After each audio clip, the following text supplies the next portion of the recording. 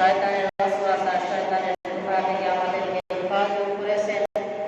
সেই রবের দরবারে মন প্রাণ খুলে, মনটাকে উজাড় করে, হৃদয়ের সবটুকু ভালোবাসা দিয়ে জবান খুলে জোরে সোরে রবের দরবারে শুকরিয়া সকলে বলে আলহামদুলিল্লাহ। সকল প্রশংসার মালিককে আল্লাহ। শুকরিয়া আদায় করবো কার?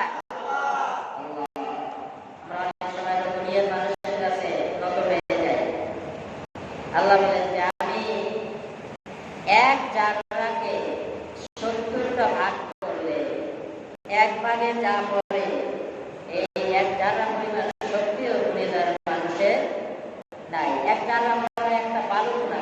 আল্লাহ বলছে একটা বালুকণাকে যদি 70টা ভাগ করা হয়, 70টা ভাগ করলে এক ভাগে যতটুকু পড়ে এতটুকু শক্তিও দুনিয়ার মানুষের নাই। তাহলে আল্লাহ যিনি মহান শক্তির অধিকারী, তার শক্তি কত বড়! সুবহানাল্লাহ। চিন্তা করেন,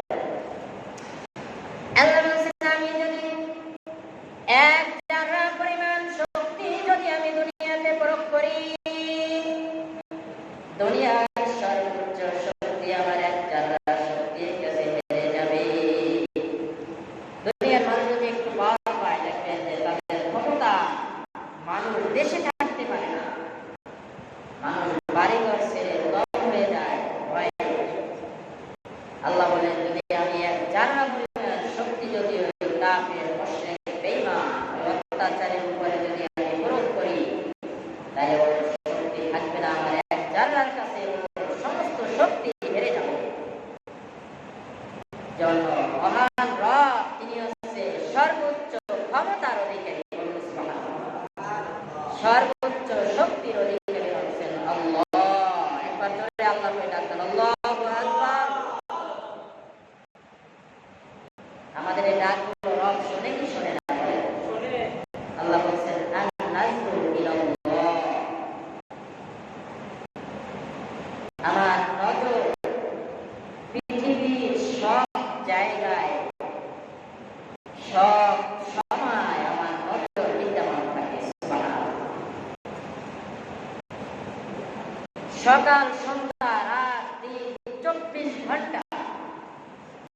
গুরু বলেন যে আমি 24টা ঘন্টায় আমার নজর আমি প্রত্যেকটা মাখলুকের উপরেই রাখি। কারণ আল্লাহ নজর যদি আপনার আমার উপরে না থাকতো, এই পৃথিবীর উপরে না থাকতো, কোন সময় জানি আল্লাহর নজর বন্ধ হয়ে গেলে পৃথিবী ধ্বংস হয়ে যেত। ঠিক না? কাফের মুশরিকরা তারা মনে করে যে আমরা নিজেদের ক্ষমতায় নিজেরা শক্তিশালী হয়ে গেছি। আল্লাহ বলেন যে না, তোমাদের শক্তি আমি রব দিয়েছি। তবে শুনে রাখো, তোমাদের শক্তি আমি দুনিয়ায় দিয়েছি, যত ক্ষমতা, যত পাওয়ার, যত যা কিছু করা তোমরা দুনিয়ায় করতে পারবা। তোমার দুনিয়ার জিন্দেগি যখন শেষ হয়ে যাবে, তোমার দুনিয়ার জিন্দেগি শেষ মানে তোমার ক্ষমতা শেষ। আর আমার দিনদার তাকওয়াবান পরেজগার বান্দাদেরকে আমি দুনিয়ায় ক্ষমতা দেই নাই,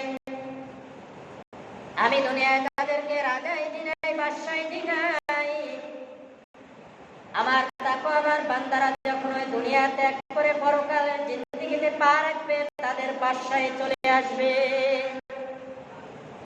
যখন মৃত্যু হবে, তখন আমি আমার ওই তাকওয়াবান পরেজগারী বান্দাদেরকে রাজা বাদশাহী দিয়ে পরপারে আমি তাদেরকে পুনরায় দিয়ে দেব। এজন্য বলা হয় দুনিয়াটা হচ্ছে মুমিনদের জন্য শাস্তির জায়গা, আর কাফের, মুশরিক, বেঈমানদের জন্য দুনিয়াটা হচ্ছে শান্তি, আরামায়েশ। সেটাই মনে করেন কাফের, মুশরিক এই দুনিয়াতে বসে যত আরামায়েশ করা সব কিছু এই দুনিয়াতেই করবে।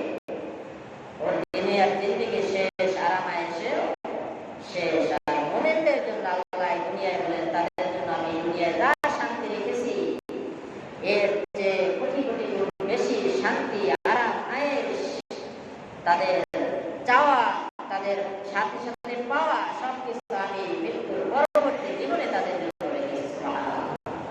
সম্মানিত সুধী, আজকে মুহররম মাসের প্রথম জুমা। এই মুহররম মাসের জুমার ফজিলত নিয়ে আমরা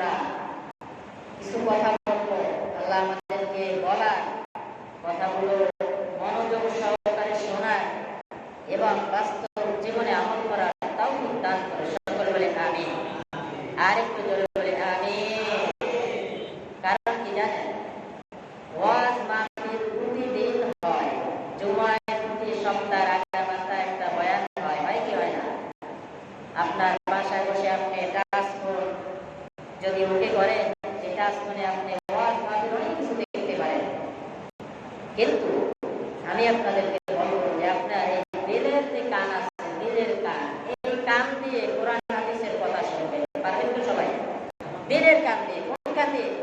দিলের কান দিয়ে। কারণ আপনার দিলের কান দিয়ে যদি আপনি কোনো একটা কথা যদি শ্রবণ করেন, ওই কথাটা আপনি মরে যাবেন, ওই কথাটা আপনার দিল থেকে বুঝবে না। ওইটা আপনার দিলে এমন কায়দায় লাগবে, হ্যাঁ, আপনি যখনই কোনো গুনাহের কাজ করতে যাবেন তখনই ওই দিলের ওই কথাটা আপনাকে বাধা দেবে, বলবে যে তোমার দ্বারা এটা করা সম্ভব না। যেমন কোরআনে আছে ইন্না সালাতা তানহা আনিল ফাহশাই ওয়াল মুনকার।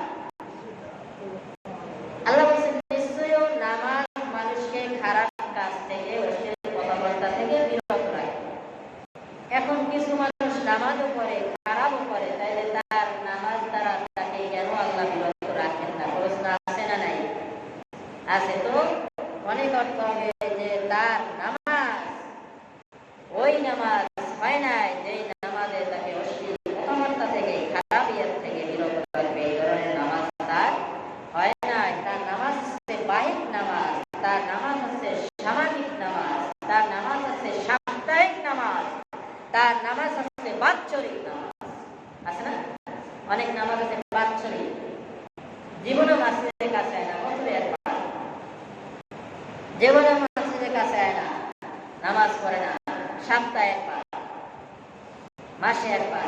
কারণ কি জানেন, জামাই বেরিয়ে গেছে। এখন জামাই বেরিয়ে গেছে, যদি নামাজ না পড়ে তাহলে বলবে কোন বাড়ির মেয়ে আছো, মায়ের বাপই নামাজ পড়ে না, তাহলে মেয়ে কি নামাজি হবে? তখন লজ্জায় পড়ে হলেও মসজিদে যায়। কোথায় যায়? মসজিদে যায়। এটা হলো সামাজিক নামাজ, সমাজ রক্ষা করে। ঠিক কিনা? জোরে বলেন ঠিক কিনা? এই ধরনের নামাজ আল্লাহ পছন্দ করেন না। আল্লাহ বলেন যে নামাজ তো হবে হরমেশা, সব সময়। আল্লাহ বলেন ইন্নাল্লাযীনা আমানু ওয়া আমিলুস সালিহাত কানাত লাহুম জান্নাতুল ফিরদাউসি নুজুলা। আল্লাহু আকবার।